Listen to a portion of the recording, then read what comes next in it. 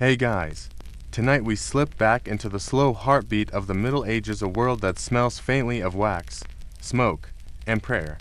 You find yourself standing outside a convent surrounded by mist-wet fields, the air alive with the faint hum of bees. Inside, the corridors are narrow, candlelight trembling against stone walls. Every sound, the shuffle of sandals, the creak of wooden doors, the low chant of evening prayers feels amplified, as though the whole building is holding its breath. The nuns move like ghosts wrapped in wool, their faces lit by the soft glow of candles made not from tallow, but from the wax of their own bees. You can almost feel the chill of the stone floor beneath your bare feet. You probably wouldn't survive this century for more than a week. The air's damp, the food's bland, and self-care involves cold water and repentance. Still, there's something strangely comforting in this quiet rhythm of devotion and routine. So, before you get comfortable, take a moment to like the video and subscribe, but only if you genuinely enjoy what I do here. And if you're listening right now, tell me in the comments where you are and what time it is for you. Now, dim the lights. Maybe turn on a fan for that soft background hum, and let's ease into tonight's journey together. You begin your slow walk through the cloister garden, where a line of wooden hives stands like tiny shrines. Bees drift lazily between them, their golden bodies glinting in the early morning light. It's not just honey they're after, it's holiness. To the medieval mind, bees are practically angels with wings of wax. The convent's hives are arranged facing east, toward the rising sun, because light itself is divine. Each morning, Sister Amisha the beekeeper nun kneels in prayer before she opens a hive. Her veil flutters in the breeze, and she murmurs Latin blessings that sound like distant singing. In the 12th century, many convents kept bees, though not for sweetness. Sugar was an exotic luxury, imported at obscene prices from the East. Honey was the everyday miracle, the only affordable sweetness in a world where fruit rotted quickly and cakes were rare. But it wasn't just honey the nuns valued, it was wax. Candlelight was essential for prayer after sunset, for reading psalms in the long winter dark, and for lighting the chapel during vigils. Without bees, the divine offices would fall into darkness. Historians still argue whether monastic beekeeping began purely for practicality or if it carried deeper spiritual meaning. The evidence suggests both. Manuscripts from the period describe bees as servants of God's order, tireless, chaste, and perfectly obedient, much like the ideal nun. And that comparison wasn't lost on anyone. There's an entire treatise written by a French abbess comparing the behavior of bees to the behavior of the sisters under her care. You can almost imagine the sighs that follow those sermons. You step closer to one of the hives. It's not the modern white box you might picture, but a woven straw skep, shaped like a dome bell. Smoke drifts from a small clay pot nearby. The nuns use it to calm the bees, waving the smoke gently with sprigs of lavender and rosemary. The scent is soothing, almost hypnotic.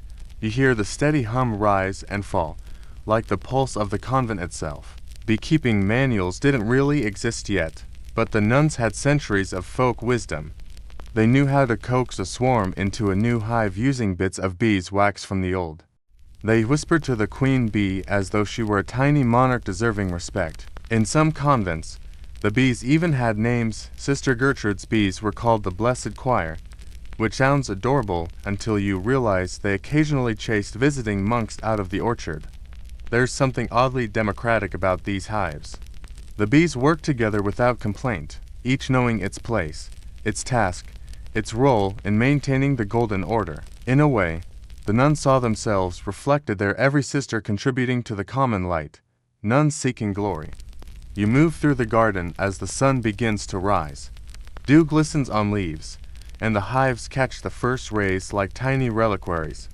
Inside, the bees are already awake, communicating through soft vibrations, their language older than Latin, older than the church itself.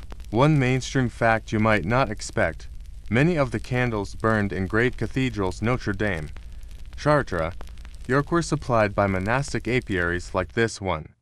The church needed vast amounts of wax for masses, processions, and holy days.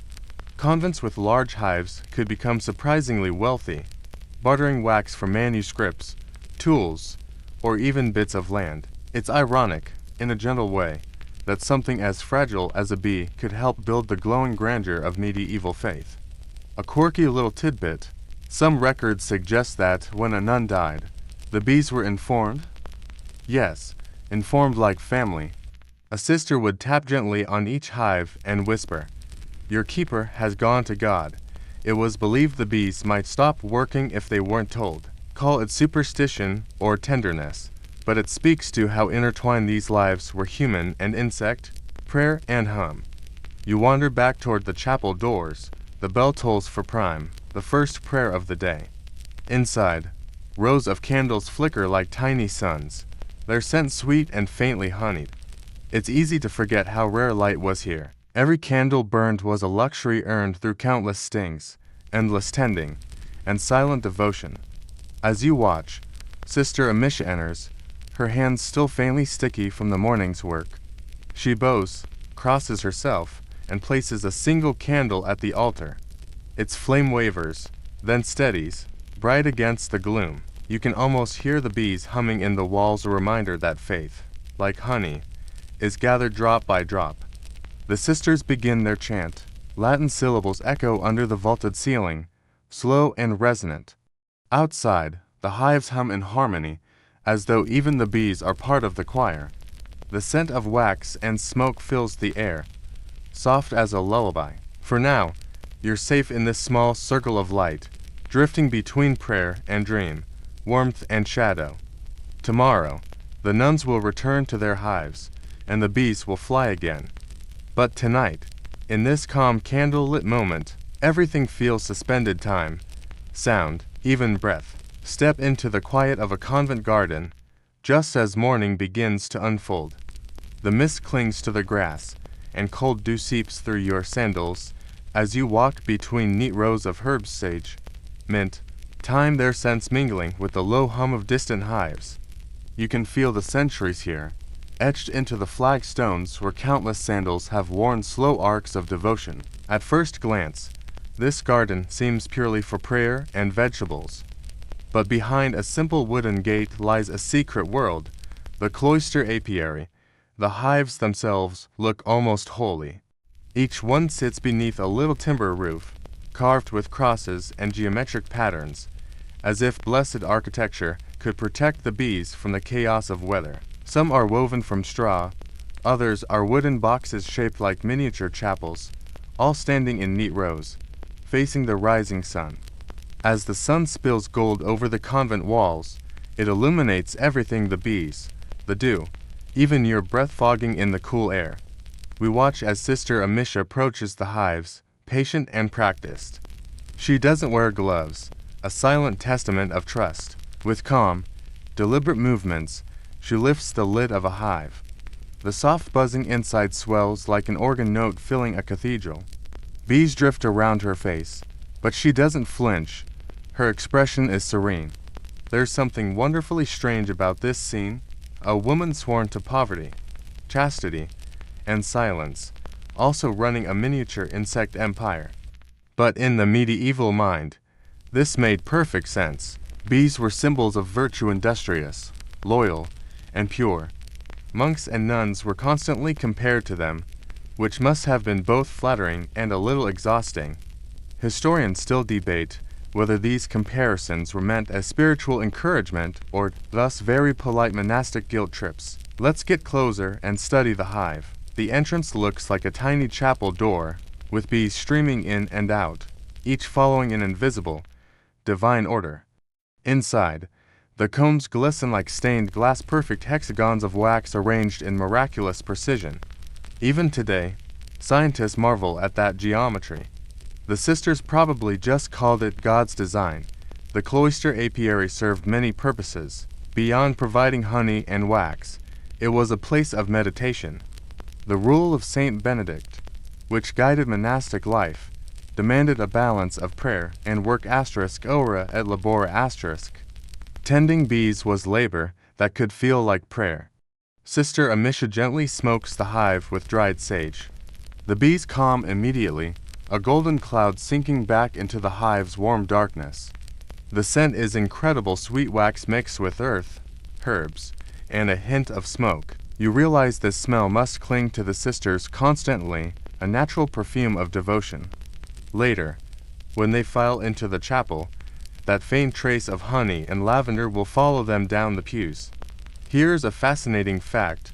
By the 13th century, many convents kept detailed records of their bees. Surviving ledgers list how much honey was collected, how many candles were made, and even how many beeswax tablets were traded for parchment. Bee management was serious business. Some abbesses even corresponded with neighboring monasteries to compare hive yields, like they were running a medieval agricultural startup. But here's a quirkier detail. In some regions, nuns were known to sing softly to their bees. Not chants, but lullabies. They believed this practice kept the colonies calm and ensured a good honey flow. These songs were never written down. They were passed from sister to sister, as quiet as a hum through generations. Imagine it, a garden filled with low, wordless singing and the steady rhythm of wings. It's the kind of detail that makes historians both delighted and a little suspicious. Were the songs just superstition, or a clever psychological trick for the sisters to slow their own breath and keep their movements gentle? Either way, it worked. Bees thrive in peace. We walk with the sisters as they tend to each hive. Some scrape excess wax from the comb edges, careful not to break the delicate structure. Others collect fallen bees for study, checking for signs of disease, a kind of rudimentary medieval entomology. And always, there is silence, thick but not oppressive. The only sounds are wings, footsteps, and the trickle of a nearby fountain. A younger nun, Sister Claire, is in charge of new colonies. When a swarm leaves an old hive, she rings a small bell and prays aloud. The sound is meant to coax the swarm back, or at least to bless its journey. A dark cloud of bees rises over the orchard, glittering in the sunlight. The sisters stand still, their veils fluttering in the breeze. "Yo, little sisters," Claire whispers, "and find your place." The scene feels strangely modern, like a wellness retreat run by introverts with an incredible work ethic. But beneath the calm is the pressure of necessity. Wax and honey kept the convent alive. Without bees, there would be no light in winter, no sweetener for medicine, and no income for repairs. Each hive was a small treasury guarded by wings. On the apiary wall, an old Latin motto is carved, *labora est orare *, to work is to pray. It's the convent's quiet creed. Here, prayer doesn't always happen in a chapel. Sometimes it happens with smoke, and sting, and patience. One of the sisters approaches with a small wooden bowl of honeycomb. The wax glistens gold and white, like amber caught in sunlight. She gestures for you to taste it.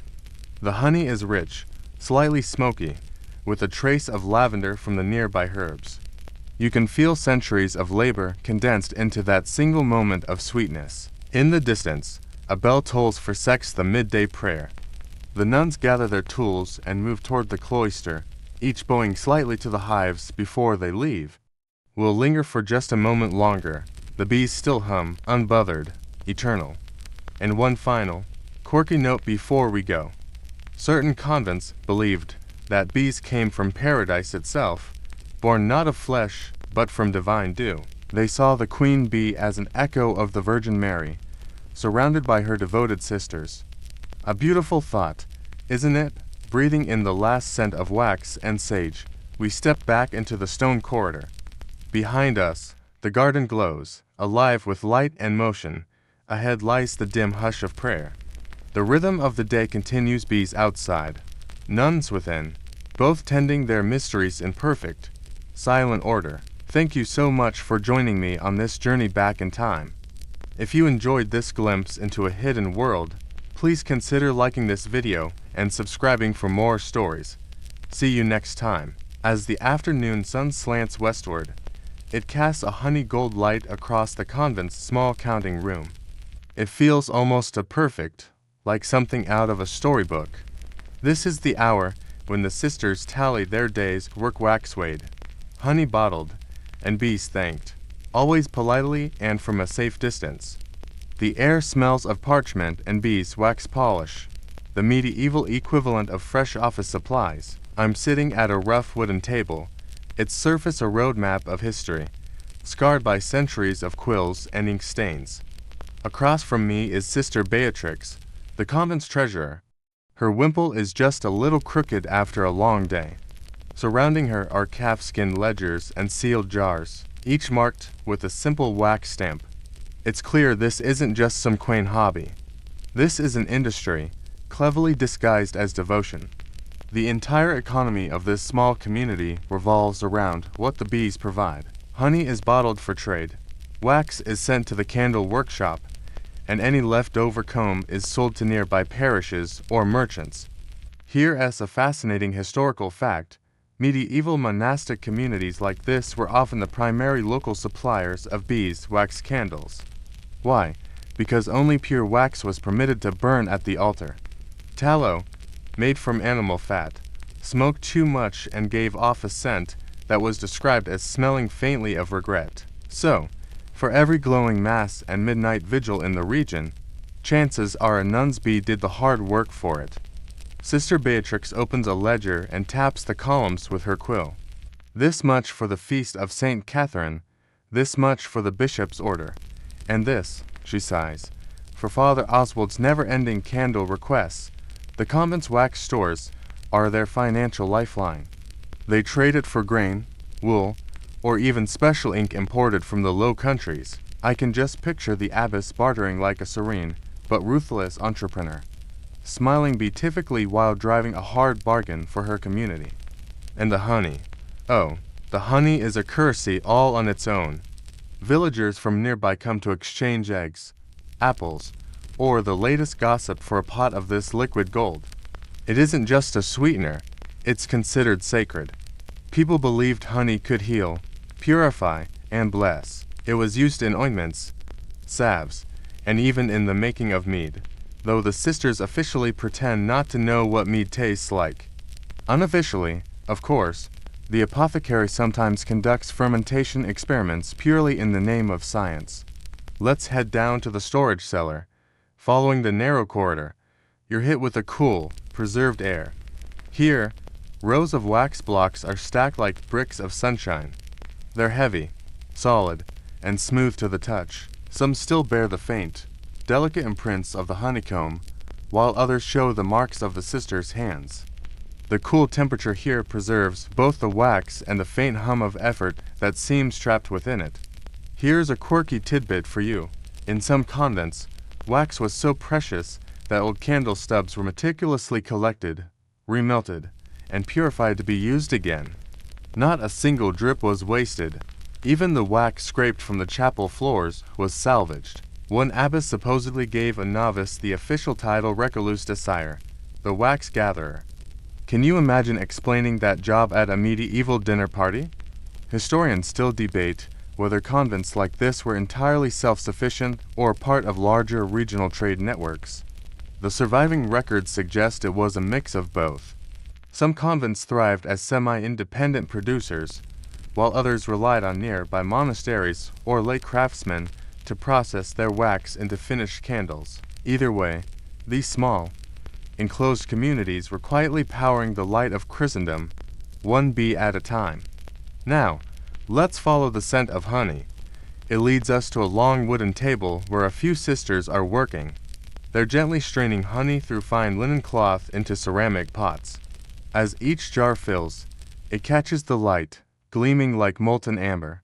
One sister hums a quiet, forgotten tune under her breath, something that sounds like a cross between a lullaby and a psalm. I watch her skim tiny beeswax flakes from the surface, setting them aside in a neat pile to be used later. The work looks tedious, repetitive even, but there's a profound peace in it. Every movement has a well-practiced rhythm. You can tell these women have done this 1,000 times, pressing, skimming, pouring, sealing. It's the kind of work that quiets the mind and erases anxious thoughts. I am starting to understand why some medieval writers describe convent life as a long act of breathing. Sister Beatrix reappears, carrying a basket of finished goods. Each jar of honey is sealed with a wax cap, a small cross carefully pressed into it. These are destined for the convent gatehouse, where villagers will soon arrive to barter for their needs. I follow her out into the sunlight again. The scene feels almost like a small, quiet market. Peasants in rough tunics approach timidly, offering baskets of herbs or small sacks of grain. The nuns receive them with gentle nods, their silence acting as a kind of serene intimidation. In one corner, Sister Claire trades a jar of honey for a bundle of parchment scraps. Later, she grinds those scraps into a strange mixture that involves soot, vinegar, and you guessed it, a touch of honey. The stickiness helps bind the pigment to the page. I can't help but smile at the thought that even the convent's sacred scripture owes a little something to the bees. An older villager presents a pot of milk and asks, a little hesitantly, if the sisters can bless his hives. Sister Beatrix raises an eyebrow, blessing bees unofficially in her job description, but who's keeping track? She agrees, reciting a short prayer in Latin about divine order and fruitful wings, then flicks a few drops of holy water over the man's own jar of honey. He looks immensely relieved, as if his bees have just received spiritual insurance. As the small crowd disperses, I notice a small plaque nailed near the gate. It reads, Lux ex laboribus apum, light from the labor of bees. It's not just a poetic sentiment, it's literally true. Every prayer offered, every meal shared, every whispered confession after sunset owes its existence to those tiny, tireless insects. Evening begins to fall, soft and gray. The bell tolls for vespers, the evening prayer, and the nuns retreat back inside. The atmosphere in the cloister shifts from commerce to contemplation. The only sounds now are soft footsteps on stone and the faint rustle of habits brushing against the walls. I wander once more past the counting room. On the desk sits a single beeswax candle, burning low. Its light is steady and soft, and the wax runs down its side in slow, deliberate drips, pulling at the base like frozen tears.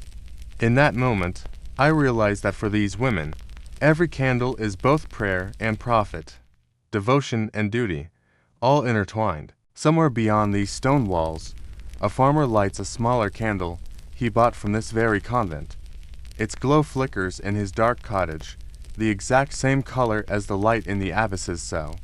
Across miles and across different lives, that same beeswax connects them all, a tiny, flickering network of gold threading its way through the dark medieval night.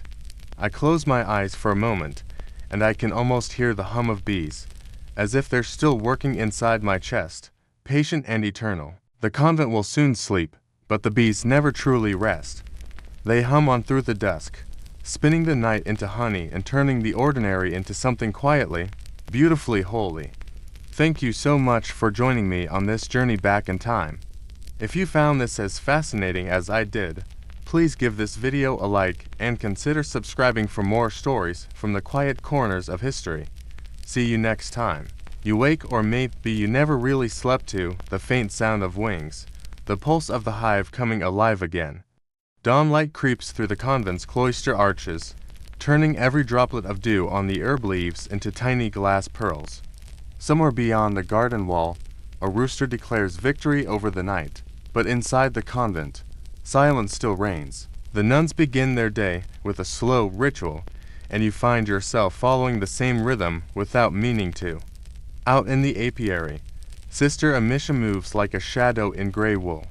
Today, in just maintenance, it's the day of the tending. Once a week, the sisters gather for a communal ritual that blends labor with liturgy. To outsiders, it might look like routine beekeeping, but to them, it's sacred choreography. Each sister carries a small beeswax taper, unlit. They approach the hives barefoot, their steps deliberate. The cold ground is damp underfoot, but they don't seem to notice. As they pass, one murmurs a line from the Psalms. The law of the Lord is sweeter than honey. It's both prayer and a practical reminder. You feel this odd, quiet electricity of devotion mixed with the buzzing of life. When they reach the hives, they bow slightly. The abbess leads a short blessing in Latin, invoking Saint Gabnate, the patron saint of bees. And yes, she's real, and legend has it she once healed the sick using honey and holy smoke. The abbess sprinkles a few drops of water from a clay bowl onto the hives, and the droplets hiss softly as they hit the warm, buzzing walls. And now, the tending begins. The nuns lift the lids of the straw skeps, and clouds of bees rise like incense. Smoke drifts from smoldering bundles of sage and dried lavender.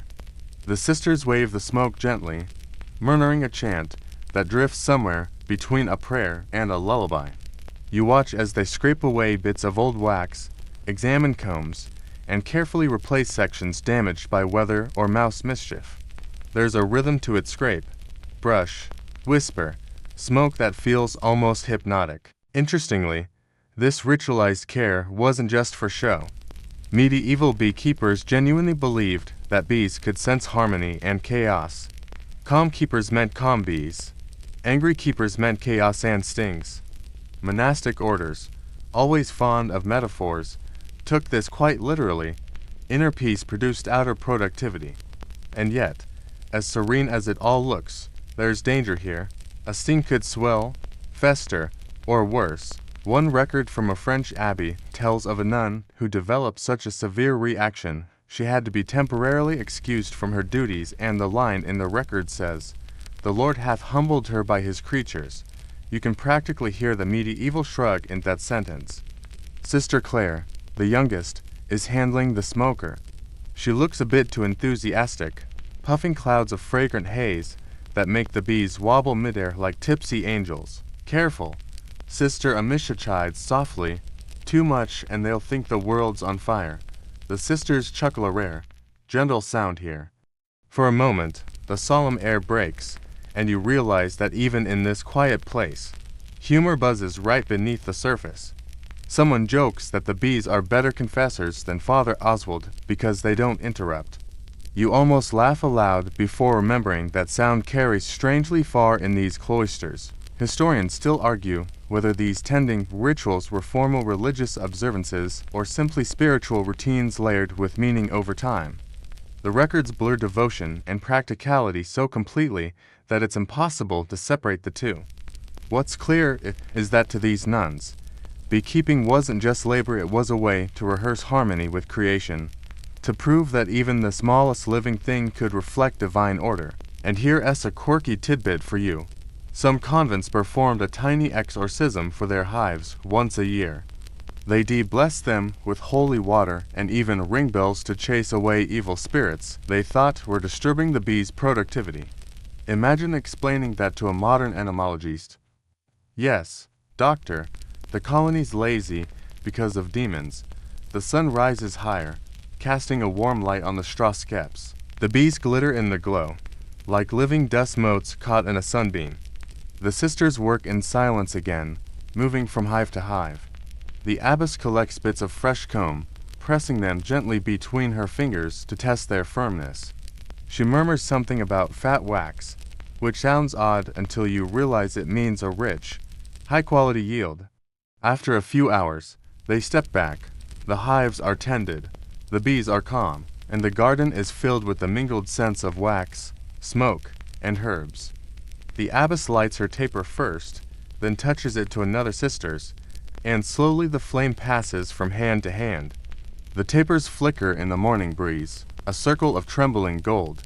You notice how the wax softens under the heat, dripping in slow rivulets down their fingers. No one flinches. The abbess raises her candle slightly. As the wax melts, so let our hearts soften, she says quietly. It's one of those phrases that would sound unbearably dramatic in a sermon, but here, amid bees and silence, it feels perfect. The ritual ends with a prayer for the queen bee. May she reign in calm, and may her daughters labor with joy. It's hard not to smile, somehow both solemn and absurd. Yet as you watch the hives shimmer in the light, the metaphor deepens. The queen is like the abbess, the hive is the convent, and every bee is devoted, orderly, tireless. The whole garden hums like a living psalter. Afterward, the sisters retire to the workroom. There, they melt stray bits of wax in iron pots, straining it through linen. The air fills with a sweet, smoky scent, like warm bread and herbs. One sister carves a small beeswax statue, a crude little Madonna, but lovely in its imperfection. Another shapes wax into seals for the convent's letters. The wax is a pale gold, the color of sleep. You dip your fingers in a bowl of half-melted wax. It coats your skin, cooling quickly, leaving a smooth shell. You peel it away like the memory of a touch. This simple act, melting, molding, solidifying, is the convent's alchemy. Bees turn sunlight into wax. The nuns turn wax into light. A perfect circle. Evening comes quietly. The hives glow faintly in the setting sun, their sound now lower, slower, almost like the earth sighing in its sleep. The sisters file back toward the chapel for compline, the last prayer of the day. As they disappear into shadow, you linger by the hives one more time. The air tastes faintly of honey and ash. Somewhere deep inside, the bees are still at work, tiny, tireless, divine. You exhale and feel your heartbeat sensing to the hum. If holiness has a sound, it must be this. Thank you so much for joining me on this journey back in time. If you enjoyed this glimpse into a different world, don't forget to like, subscribe, and hit that notification bell for more stories like this. See you next time. Have you ever wondered what powered the light in a world before electricity? It wasn't a switch on the wall, but something far more magical, powered by tiny wings and quiet devotion. Today, we're stepping back in time, into the heart of a medieval convent, to uncover the story of the beeswax candle. The rhythm of convent life slips under your skin. You wake before dawn, not to an alarm, but to the gentle hum of bees from the cloister apiary. Soon, the chapel bell follows, a deep, slow call to prayer. Following the shuffling sisters, you're drawn by a warm glow. Inside the chapel, the air is thick with the scent of wax and smoke. Dozens of candles flicker on the altar, their light spilling across the faces of wooden saints. The wax runs in slow, golden rivulets, mesmerizing, hypnotic. Every single one of these candles began its life with the bees. As Sister Amisha once said, God may make the sun, but bees make the light we actually use. In a world lit mostly by greasy, smoky tallow candles made from animal fat, pure beeswax was a true luxury. Only churches, nobles, and the very wealthy could afford it in abundance. This light was different, pure, golden, and clean, humming softly like the bees themselves. In fact, the Catholic Church mandated that all candles used in Mass had to be 100% beeswax, symbolizing purity and the untainted labor of nature. This rule made beekeeping vital to monasteries and convents across Europe. In a very real way, these religious orders became the power grid of Christendom. After breakfast, the real work begins in the candle room. It's a long, warm space filled with the sweet aroma of melting wax. Racks of taper molds line the walls. Here, the nuns work in a fluid, practiced rhythm. One dips the wicks, another straightens them, all while praying. It's hard to tell where habit ends and ritual begins. You watch as Sister Claire lowers a bundle of wicks into the molten wax, lifts them out, lets them drip, and dips them again. Each layer builds slowly, one thin film at a time, its patience made visible. A fascinating tidbit, in some convents, the sisters measured their progress not in hours, but in Ave Marias. A single, full-sized candle could take about 40 repetitions of the prayer. Imagine that your arm a metronome of devotion, your mind floating between fatigue and grace. Once finished, the abbess inspects each candle. The best are reserved for the high altar during Mass. The rest are designated for lesser duties, vesper lights, processional torches, or to light the abbess's private study. This hierarchy of light was as rigid as everything else in convent life, but it had its own beautiful, strange logic. Historians still debate whether candle making was seen as holy work or humble drudgery. Was it a punishment for talkative novices, or an honor, a literal act of illumination? The truth, as it so often does, likely lies somewhere in the middle, half sweat, half sanctity. At midday, the abbess invites you to the choir loft. Below, during the Eucharist, dozens of candles burn, their light dancing on golden chalices. The heat from so many flames makes the air shimmer, bending the edges of reality. The bees give us the light, she says quietly, but they also remind us that nothing bright endures without melting. It's a profound thought, whether from scripture, a philosopher, or just her own wisdom. Later, you find Sister Beatrix in the vestry, recycling the remnants. She scrapes leftover wax from the holders, melting it down. No waste, she mutters, not even of light. It's the most practical form of holiness you've ever seen. Among her tools are small clay molds shaped like seashells. With these, she explains, they make tiny votive candles, little offerings left for the saints, each one a whisper of light for someone's pain, hunger, or fear. As dusk falls, the convent glows from within, every window a soft amber beacon in the gathering fog. It must look otherworldly to passing travelers, a floating lantern in the dark countryside. Inside, you join the sisters for their evening reading.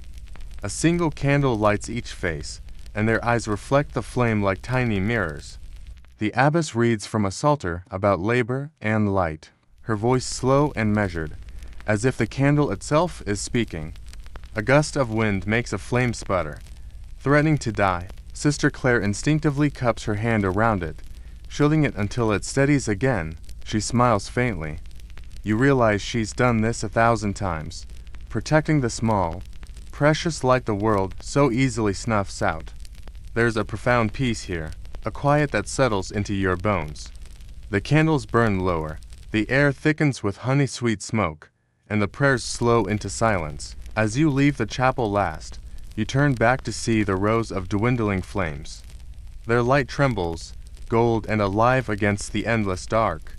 In each flicker, you can almost hear the bees, their hum stitched invisibly into the glow, singing the long, slow hymn of work made holy. Thank you so much for joining us on this journey into the light. If you found this story illuminating as we did, please consider liking this video and subscribing to our channel for more dives into the fascinating corners of history. We'll see you next time. The soundscape of the convent has become a familiar rhythm. In just a day, the chime of bells, the busy hum of bees, and the rhythmic scrape of broom bristles. But this morning, a new sound cuts through the air, anticipation. Sister Amisha, with a gentle smile, tells me it's candle delivery day. Every few weeks, a lay brother from a nearby monastery makes the journey up to collect the convent's wax offerings, destined for the grand cathedral in the nearest town. I follow her along the cloister corridor, my sandals making soft, whispering sounds on the cold flagstones. The morning air is crisp, carrying the distinct smell of damp earth and distant wood smoke. Beyond the high stone walls, the countryside is still wrapped in a soft, silvery mist. From the direction of the apiary, a faint humming drifts on the breeze, like the first note of a morning chant. When we arrive at the candle workshop, the sisters are already a flurry of quiet activity. They're carefully packing their beautiful creations into sturdy wooden crates. Each candle is lovingly wrapped in a piece of linen and dusted with powdered chalk to keep it from sticking. They look like humble bars of captured sunlight, neat and precious. Sister Beatrix is, of course, supervising the operation. Her sleeves are rolled up, and there's a charming smudge of wax on her cheek. You'd think we were shipping gold, she mutters with a wry smile, and we are, just a slower kind. I lend a hand, helping to load the heavy boxes into a cart waiting in the courtyard. The horse hitched to it paws at the ground impatiently, its breath a cloud of steam in the cool air. The abbess oversees the entire process with her usual unshakable calm, her hands neatly folded within her sleeves. She signs the delivery ledger with a neat, practiced flourish, the ink still smelling sharp and fresh. It's a fascinating glimpse into a little-known aspect of history. Many medieval convents were essentially small-scale candle manufacturers for their local dioceses. The money they made from selling beeswax was crucial. It helped fund building repairs, purchase precious books, or buy medicine for the infirmary. In an era where women's economic opportunities were severely limited, These nuns became savvy business managers, quiet, wimple-cloaked entrepreneurs. Once the cart finally rattles away, the courtyard feels strangely empty and quiet. The sisters disperse, returning to their various duties, but the faint, sweet scent of melted honey lingers in the air. I find myself drawn towards the herb garden, pulled by a different kind of buzz now, the low hum of gossip disguised as horticulture. Two young novices are kneeling among the rows of lavender and rue, whispering conspiratorially. I only catch a fragment of their conversation, a curious phrase, the bees of Saint Gabnate. They notice me, share a quick giggle, and suddenly become very focused on their weeding.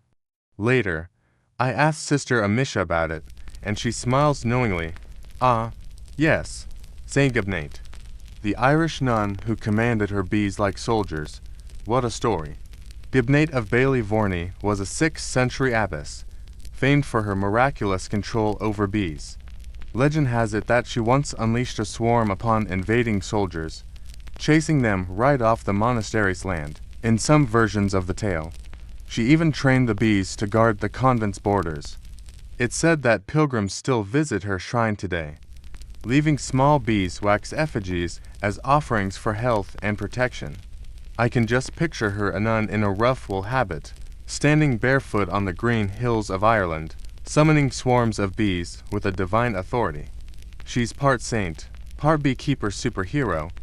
I can't help but grin at the image. Historians still argue, Sister Amisha adds, whether Gabnate ever truly existed, or if she was simply a local goddess, rebranded in Christian robes.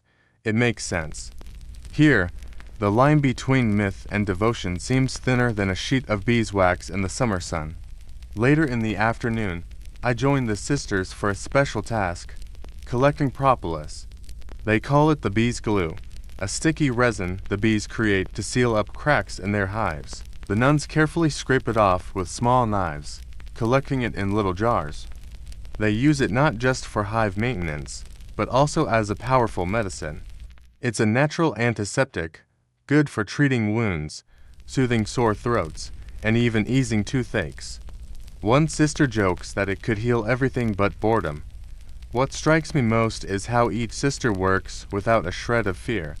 They move with a calm reverence, a gentleness that the bees seem to recognize and respond to. I decide to try it myself.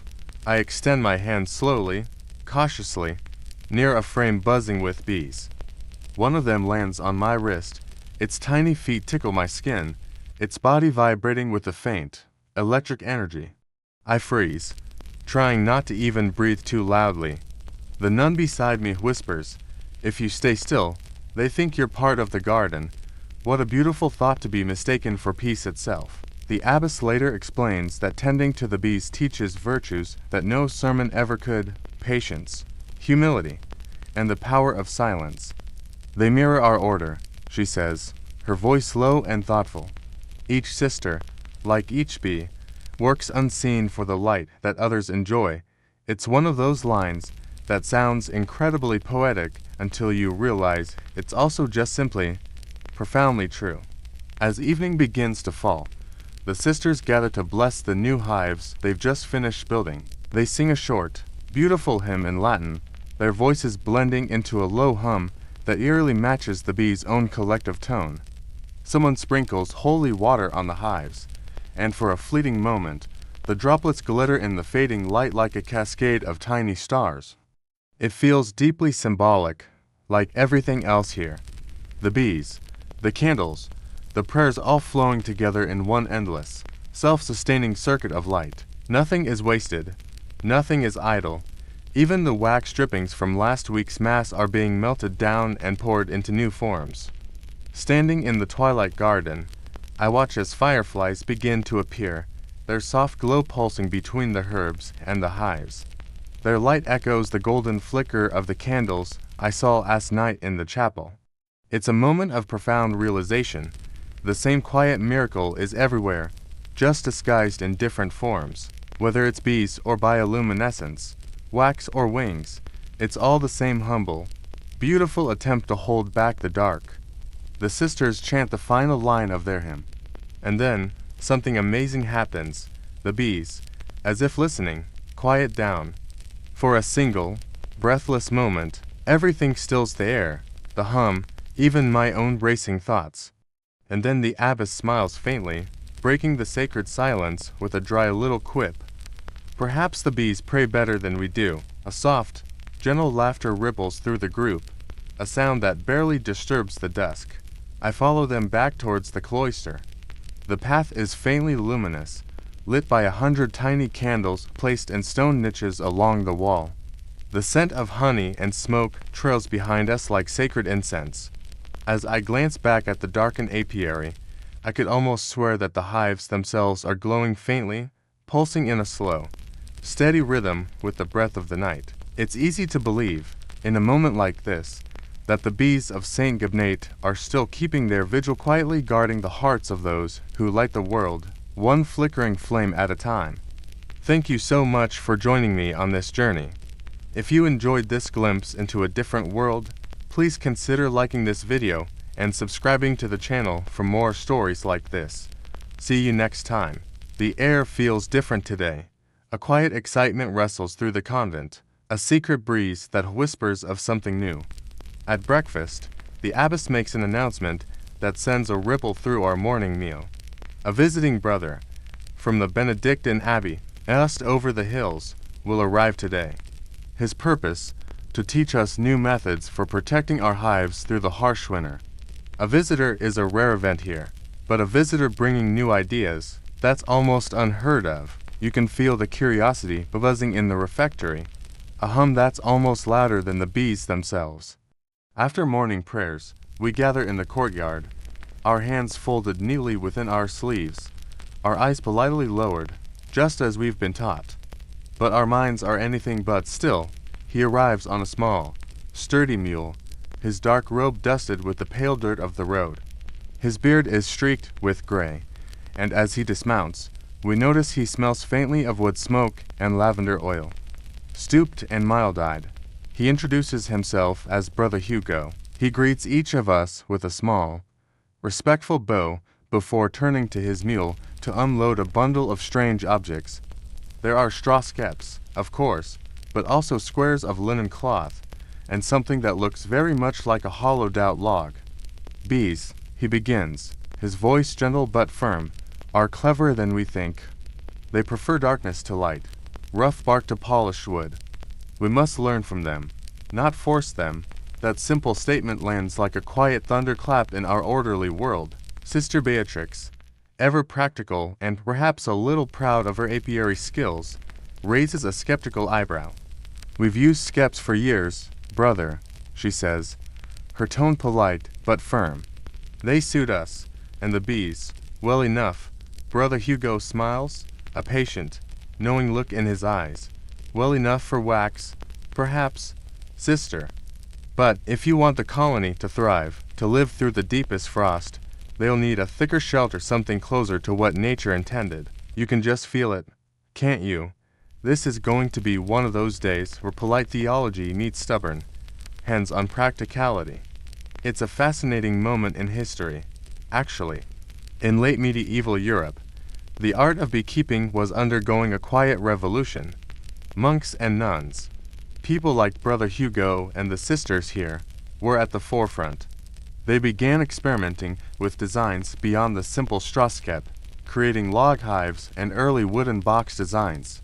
These were the very first steps toward the modern beehives we know today. Historians even credit these religious orders with preserving crucial knowledge about bee behavior, safeguarding the species through centuries of war and famine.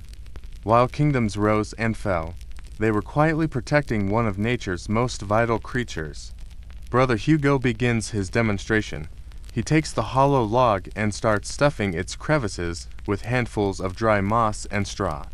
He explains that this combination of materials is key to keeping the hive's warmth and moisture perfectly balanced during the long, cold months. We all lean forward, our charcoal styluses scratching away on our wax tablets, our sleeves brushing gently against each other. Sister Amisha, always the most eager to learn, pipes up.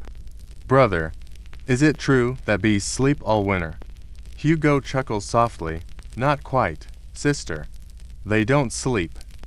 Instead, they huddle together in a tight ball around their queen.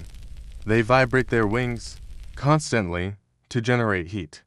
They form what I call the winter knot, a little ball of living warmth. They keep their entire world alive simply by trembling together. I can't help but smile at that image. It sounds suspiciously like our own lives here in the convent.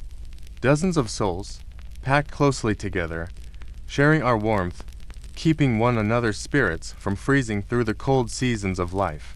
After the lesson, the abbess, ever the gracious host, invites Brother Hugo to stay for the midday meal.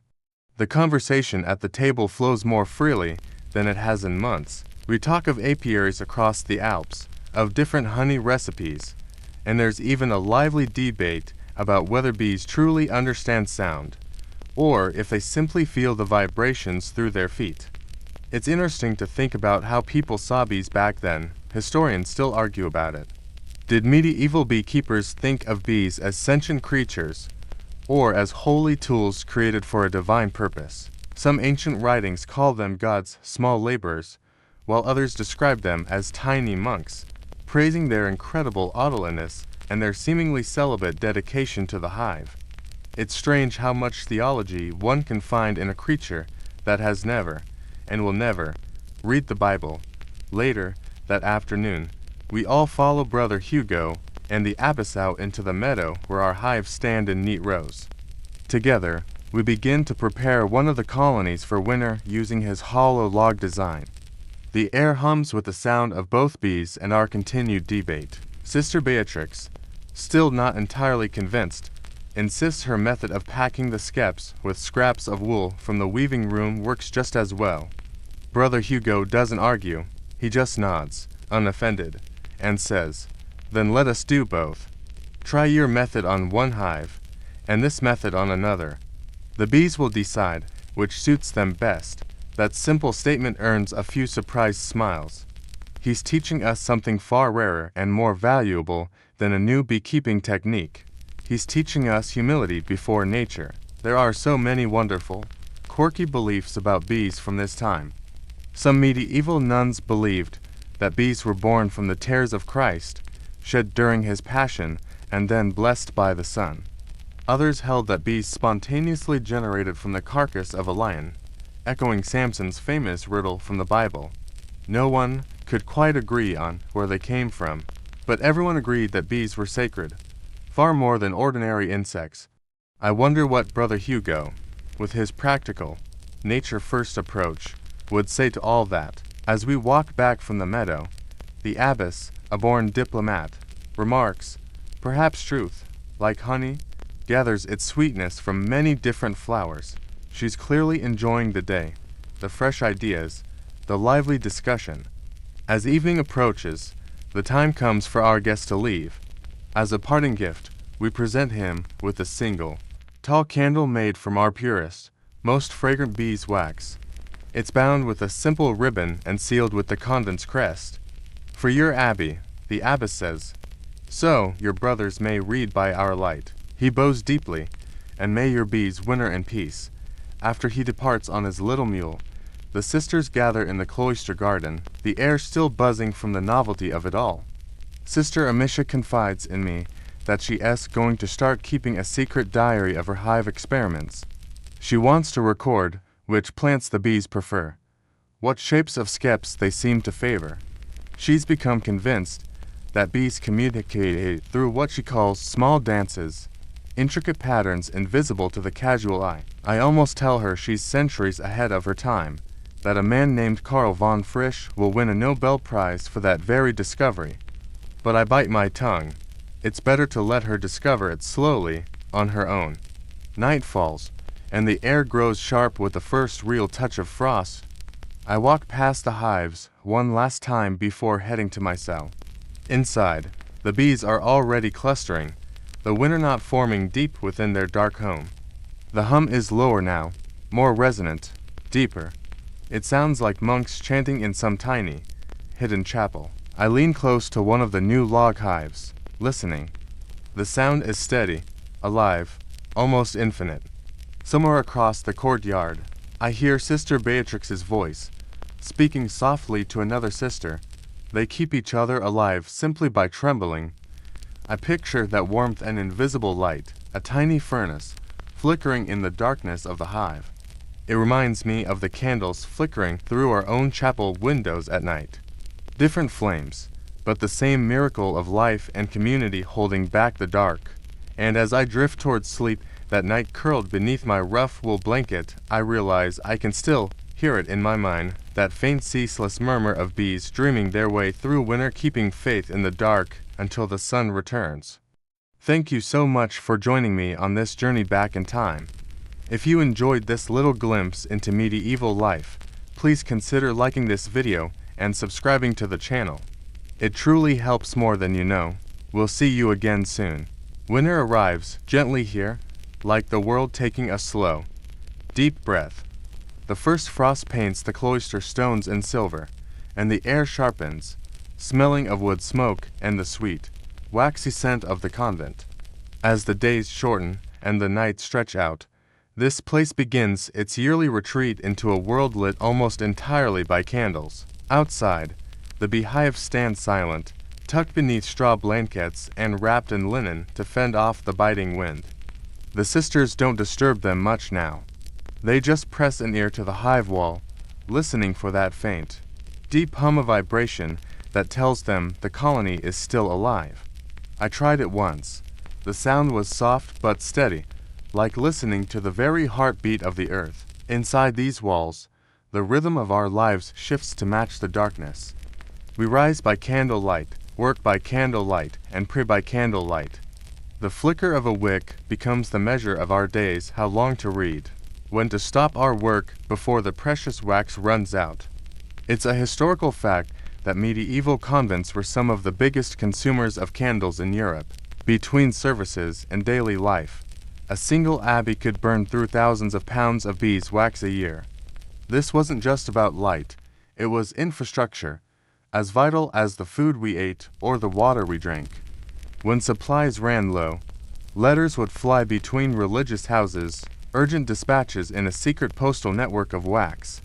Even in the deep cold, the work in the candle room continues. The wax, stiff from the chill, has to be gently reheated over coals. The sisters' hands move with a careful slowness, their breath misting in the air as they dip and shape each candle. The room is filled with that delicate perfume of honey and smoke, mingling with the clean, mineral scent of frost. Sister Beatrix grumbles that the wax cracks more easily in the winter. Each candle must be made thinner to prevent it from breaking, she says, a dry smile on her face. It's like people, too rigid, and they snap. I can't help but laugh. It's the kind of weary humor that only comes from long, patient work. Meanwhile, Sister Amicia is completely absorbed in her own experiments, inspired by Brother Hugo's new ideas about hive management. She's documenting her findings in a tiny ledger she made herself, bound with parchment scraps. Each page is covered in her delicate, precise script. I think they move in spirals, she confides in me one evening, her eyes alight with discovery. Like the patterns of our chants, I peer over her shoulder at the sketch she's made, a swirling line surrounded by tiny dots, each one labeled worker. It looks strangely like a drawing of a galaxy. Historians still debate whether women like Amicia made original contributions to natural science. Some argue their work was dismissed or simply absorbed into the records of male monasteries. But others believe these quiet convent notebooks form the very foundation of medieval natural philosophy. If that's true, then these humble hives might have buzzed their way into scientific history without anyone ever noticing. There's a quirky little tradition I learned about. In some convents in the Low Countries, the nuns would place small, carved wax bees near the nativity scene at Christmas. They said it was a reminder that even in the darkest, coldest season, warmth and life continue, unseen. These Christmas bees were even believed to bring good fortune to the first harvest of the new year. I think about that as Christmas gets closer. The chapel slowly transforms into a glowing forest of candles. Every window radiates a warm, golden light, and the air itself seems to hum with carols and the scent of beeswax. The sisters sing plain song under the high stone rafters, their voices as soft and gentle as falling snow.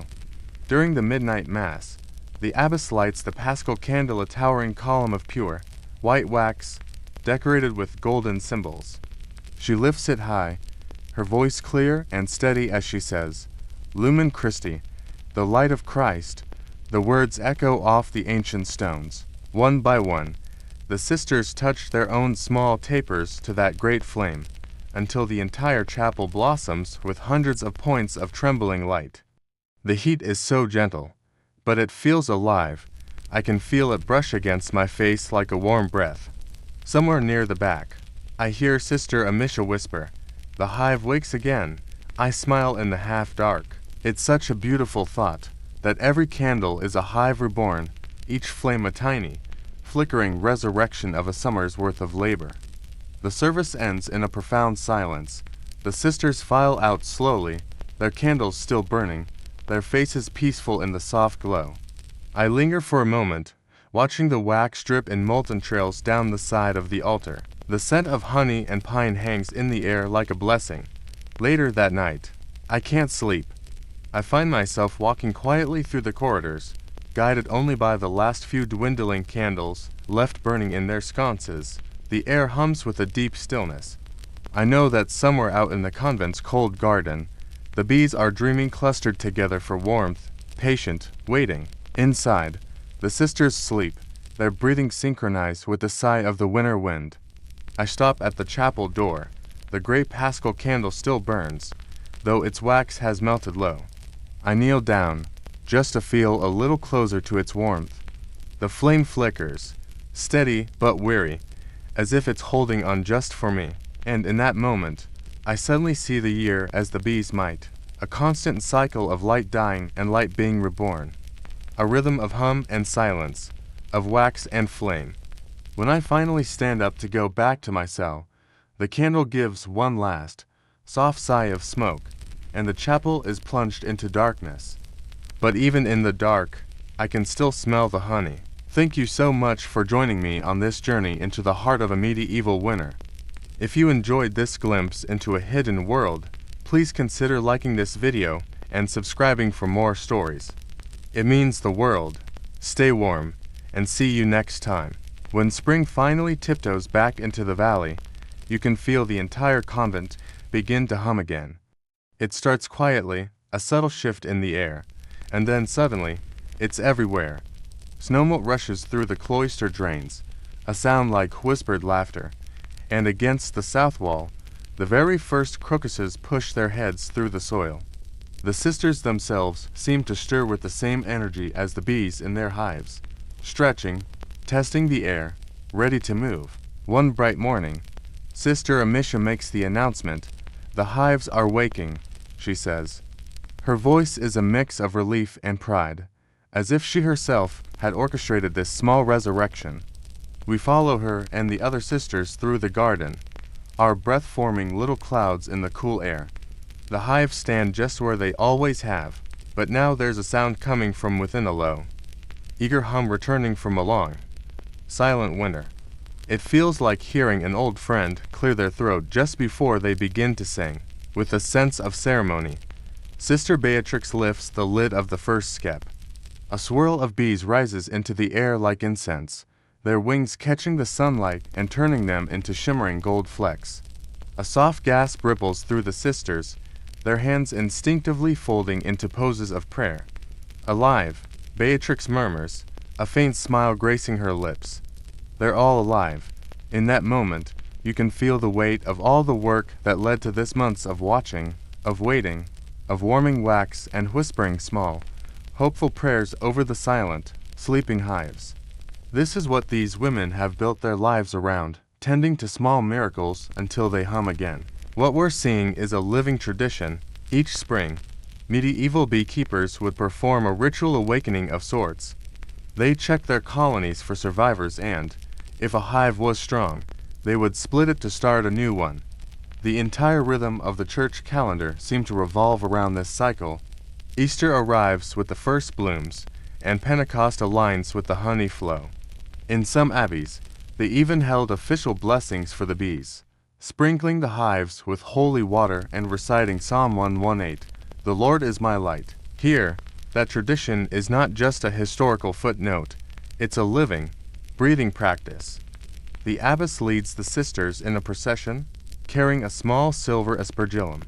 She walks through the apiary, sprinkling holy water over each hive while murmuring prayers in Latin. The bees whirl lazily above her, unbothered. It's a beautiful meeting of worlds, the holy and the honeyed, a moment where prayer and practicality become one and the same. When she finishes, Sister Amisha brings out small bowls filled with sugar water, a little alms for the workers, she says softly, placing them at the base of each hive. They've prayed in their own way all winter. I crouch beside her, watching the bees descend to drink. Their tiny tongues shimmer in the light, delicate threads dipping into the sweetness.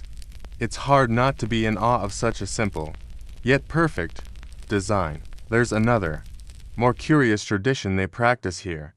In some parts of medieval Europe, it was customary to tell the bees about important news. If a family member passed away, or got married, or if a child was born, someone would go to the hives and whisper the event to them. People believed that neglecting this duty would offend the bees, causing the whole colony to leave. The nuns have kept this practice alive. Sister Amisha steps forward, her hands resting gently on a hive. "Sisters," she whispers, "spring has returned. You did not die." Her voice trembles just slightly, and you know these words mean so much more than just a change in the weather. Historians still debate the origins of these customs. Are they remnants of old pagan beliefs, or just poetic extensions of monastic mindfulness? But as I watch the bees spiral and dance in the sunlight, I realize it hardly matters. Whatever their origin, the practice is one of pure reverence for life in all its forms, even the very smallest. After the blessing, the real work begins. The sisters start their spring maintenance, cleaning out old, dark combs, repairing the bindings of the woven skeps, and brushing away debris from the hive entrances. I try to help where I can, though mostly, I'm just trying not to get in the way. The bees move in dense, curious waves, inspecting everything with a focused intensity. One lands on my sleeve, flicks its wings as if to say hello, and then goes about its day. Sister Beatrix shows me how to take the leftover honeycomb from the colonies that didn't survive the winter and melt it down into new foundation sheets. Nothing is wasted, she reminds me, her tone somewhere between a scolding and a show of affection. The wax has a rich, almost floral scent, and as it melts, its surface glows like liquid sunlight. In the afternoons, the sweet, heady scent of fermenting honey fills the air. The sisters are in the kitchen, mixing me to celebrate the coming harvest. Their laughter bounces off the ancient stone walls, a sound so light, human, and wonderfully alive. Later, I find myself sitting with the abbess under a budding cherry tree. She's writing a letter, her script looping neatly across a sheet of parchment. We share candlelight with them, she explains without looking up, referring to another convent, and sometimes we share bees. We trade colonies the way some people trade books, carefully and with reverence. I ask if that means she names the hives. She nods once. Of course. How else would I pray for them? I can't help but wonder what name she gives them, saints, angels, or maybe something humbler.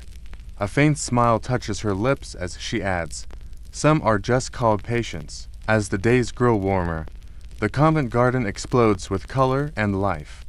Lavender, marigold, and thyme spill across the beds, and the bees roam freely once more, filling the air with their golden music. Their steady hum echoes through the cloister corridors, blending so seamlessly with the sisters' chants that you can no longer tell where one ends and the other begins. One evening, as the setting sun spills amber light across the stone walls, I see Sister Amisha standing by the hives alone. The light catches the edge of her veil, making it glow, and the bees swarm around her like a living halo. She doesn't move, doesn't even flinch.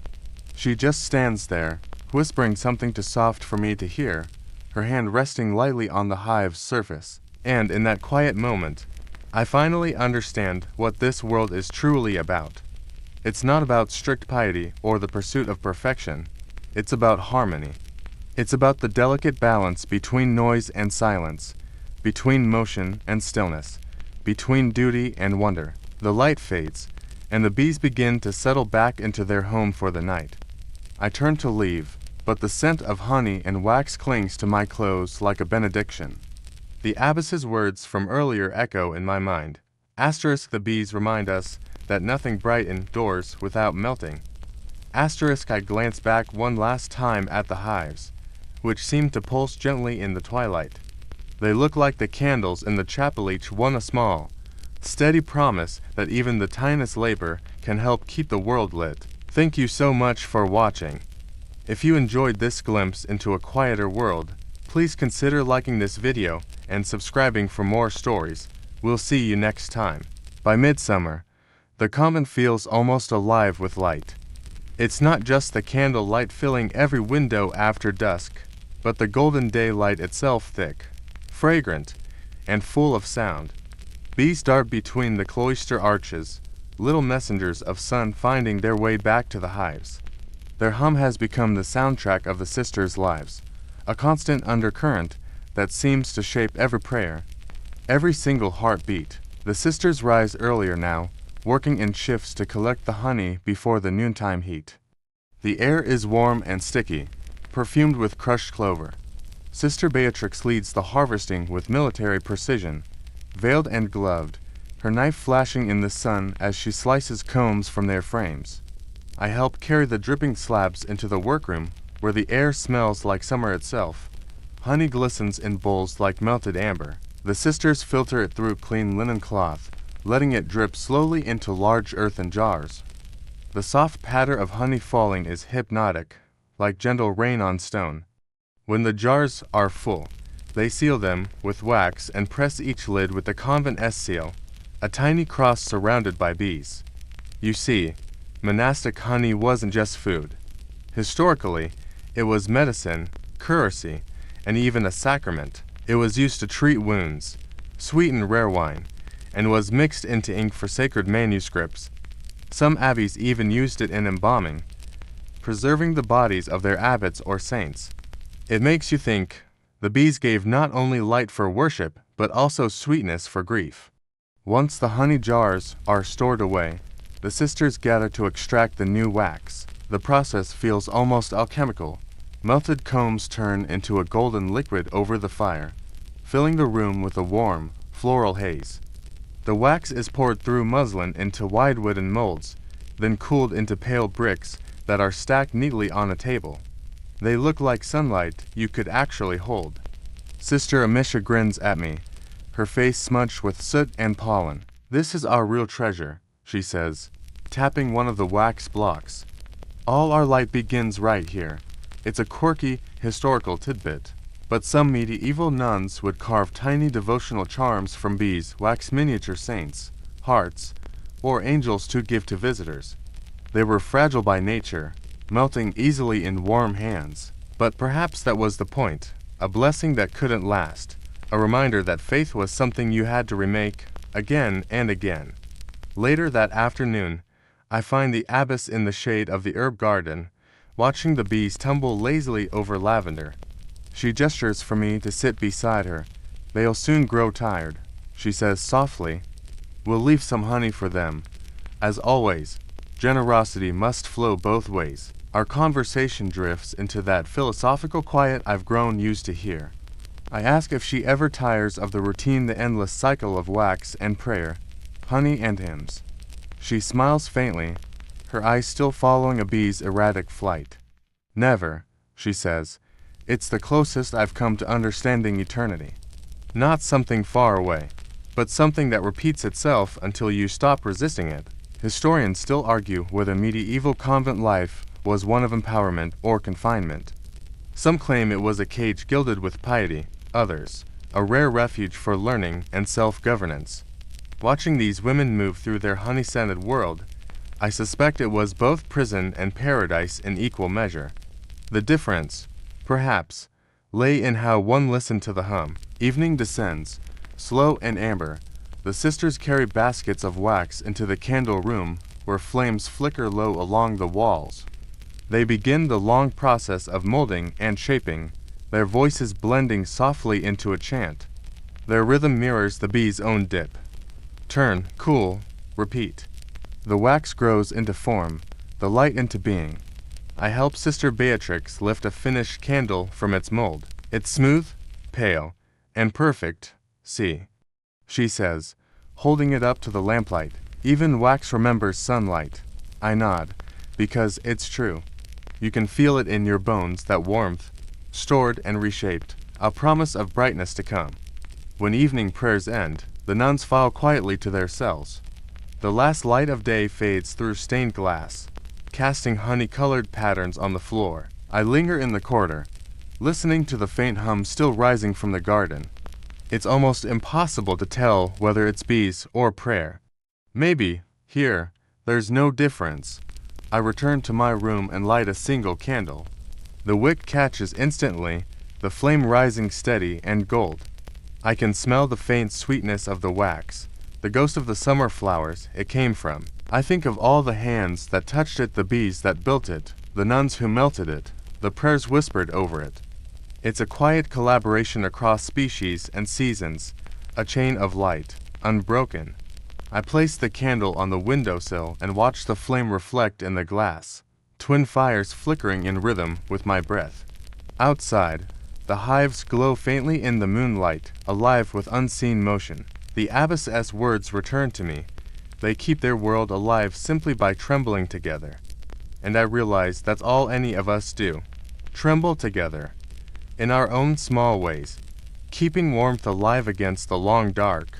Now the candles are nearly gone, their flames small but steady, their light soft as breath. The sisters are asleep, the bees tucked deep within their hives. The whole convent hums with that sleepy equilibrium between silence and sound, like the pause between heartbeats. I sit a while longer, watching the last wax drip down the side of my candle. The scent is faint now, honey, smoke, and a trace of something herbal, like crushed thyme. If you listen closely, you can almost hear it, the echo of wings, the faint murmur of prayer. Both belong to the same quiet faith, the belief that small work matters, that tending to a light, however tiny, is enough to keep the darkness gentle. The candle flutters once, twice, and steadies again. Its glow fades into a low amber pulse, softening the edges of everything around me. The shadows stretch, yawn, and finally dissolve. I exhale, long and slow, matching the rhythm of that flame. In this stillness, I realize that nothing here ever truly ends, not the work, not the light, not even the buzzing. It only quiets for a while, waiting to wake again when the world needs it. I close my eyes, the last flicker of gold pressing softly against my eyelids. The night hums, the candle sighs. Somewhere, the bees dream of spring, and I drift, like wax melting into its own reflection, warm and quiet, until all that remains is light. Thank you so much for joining me on this journey. If you enjoyed this glimpse into a quieter world, please consider liking this video and subscribing for more stories. Sweet dreams.